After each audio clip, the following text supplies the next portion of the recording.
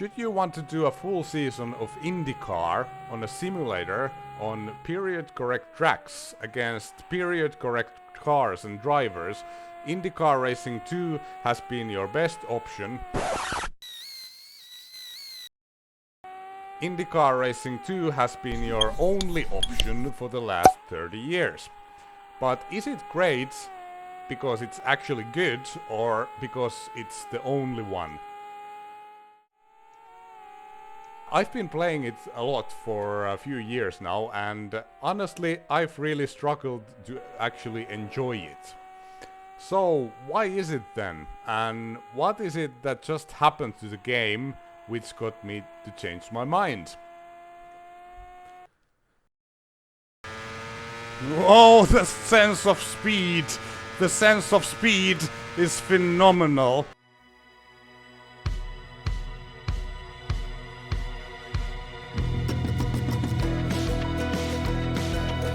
Before you mention it, yes, there have been a few other dedicated indie and kart games, but they've all been arcade games of very mixed quality, and unlike IndyCar Racing 2, I haven't heard anyone actually playing these anymore. Right now, a standalone IndyCar game by iRacing is in development, but for 30 years the only serious dedicated IndyCar sim has been IndyCar Racing 2 by Papyrus, which later evolved into iRacing, so circle is closing. IndyCar Racing 2 has stayed alive all these years thanks to an active and dedicated community who have enhanced the game with beautiful custom car sets and incredibly accurate tracks and even a high-definition version of the game. But if you remove all the fancy add-ons and eye candy, it's still the same old IndyCar Racing 2 from 1995 that you end up playing. And honestly, I didn't used to enjoy it that much. Now my opinion has suddenly changed, but we'll get into why later on the video. Don't get me wrong, in many ways IndyCar Racing 2 is a masterpiece of a game. It's a very ambitious attempt to make an ultra-realistic simulator during times when hardware posed big limitations on what you could actually pull off. However, as a player, the main thing I'm interested of is, am I having a good time? In this department, IndyCar Racing 2 kind of falls short, especially if you compare it to a certain other sim that was released only 6 months after it.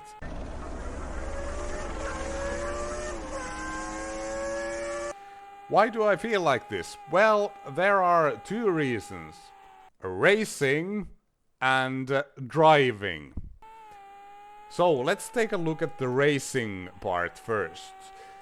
In my opinion, racing wheel-to-wheel is the bread and butter of racing. To me it's very important. For a comparison, let's take a look at some of wheel-to-wheel action against an AI-driven Ferrari in Grand Prix 2.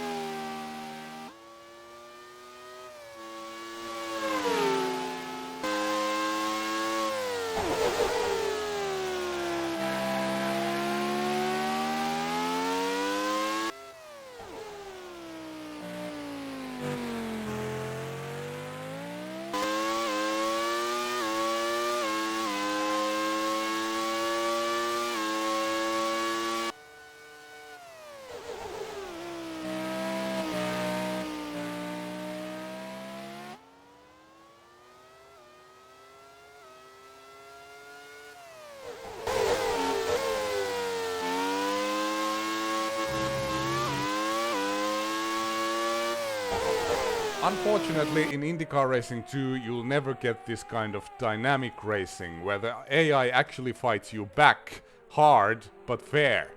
In IndyCar Racing 2, especially if you use the realistic damage model, you can never trust the AI. If you want to survive a race, you have to first study the AI behavior, find the places where it's safe to make moves, and if you stick to your pre-planned script for the whole race, you have a chance to make it to the end.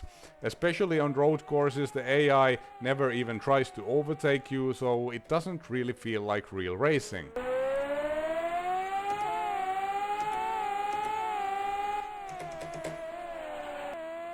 Final turn. And the final straightaway, Friedrich Bang wins! Yes!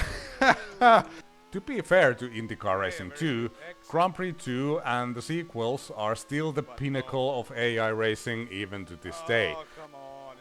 Even the most modern sims struggle with the AI behavior and often don't produce very enjoyable offline racing.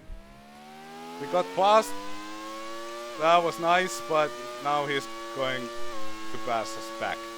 Oh, come on.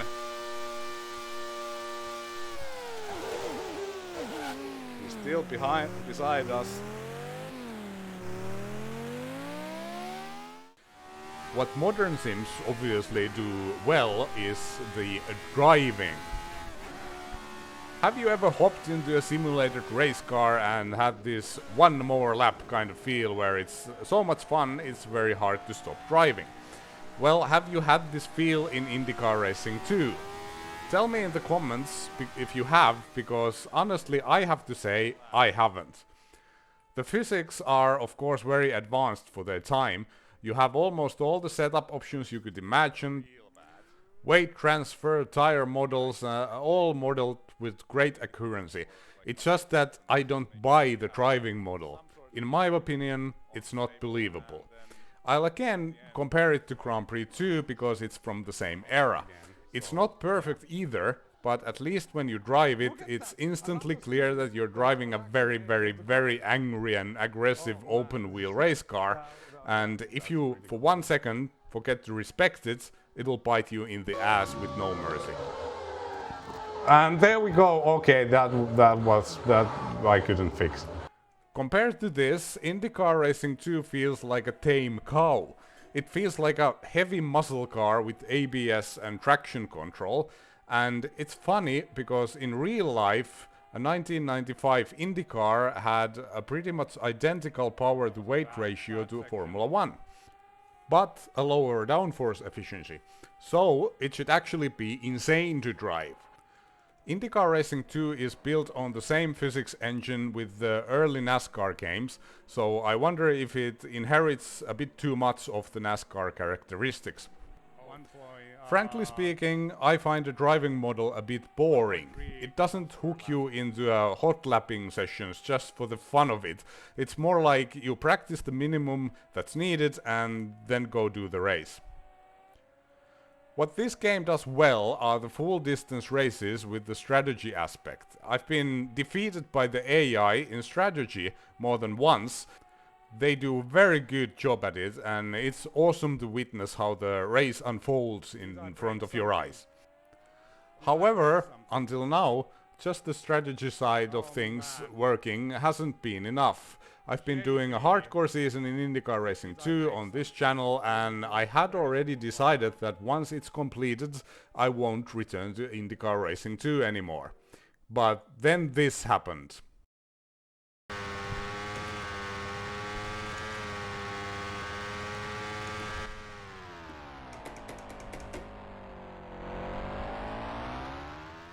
Hatcher, the mastermind behind X86 Grand Prix 2, patched Windy, the Windows version of IndyCar Racing 2, so that it now runs natively on a modern Windows.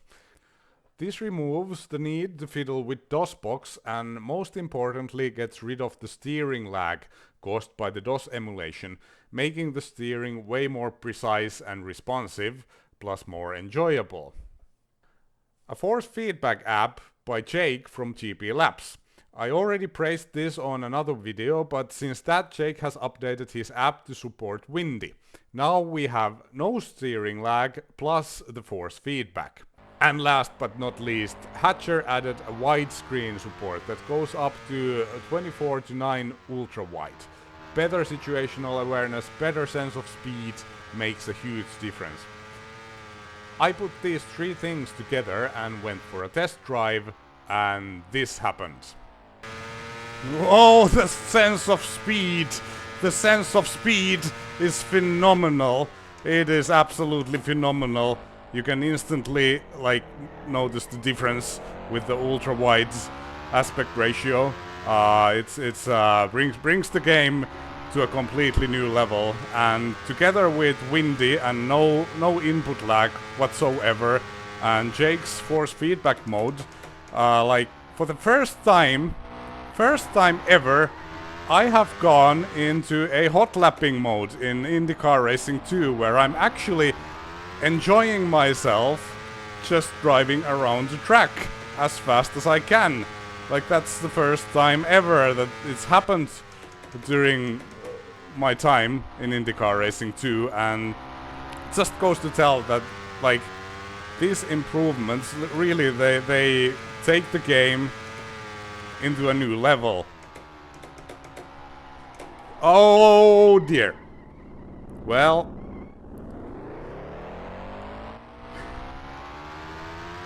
I'm still not a perfect driver though. And it is actually very, very difficult to stop driving, and you can really like throw the car into the turns way more aggressively. Now that you actually get some feedback on what it's doing via the force feedback. And I'm actually pretty sure, oh man, this front straightaway is pretty scary. This widescreen thing brings it to a new level. But yeah, I'm pretty sure that with a little bit of practice, you can actually get away with far more aggressive setups as well. Because you have a better understanding on the car, sliding a little bit under braking. Yeah, did I say something about a tame cow? It doesn't feel like a tame cow anymore. It feels like a crazy bull or something. Also, another trademark by Hatcher is that you can actually look left and look right now, so you can have a better understanding also where the AI is going. Oh, a little slide. Unfortunately, obviously, Windy does not have rendition support, so there's no...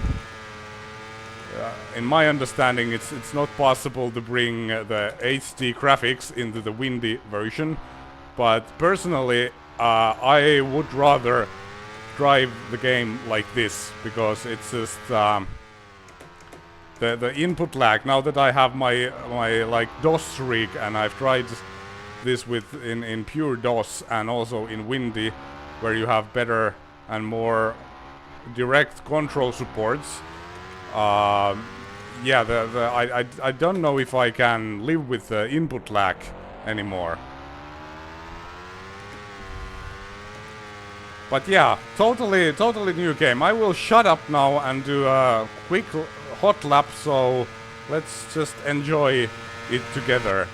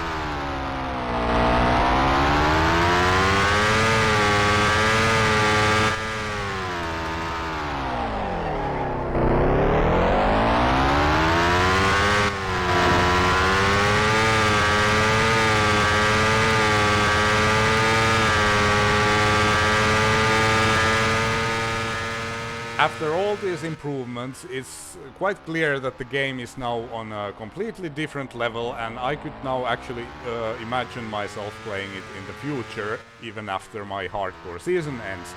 However, one question remains.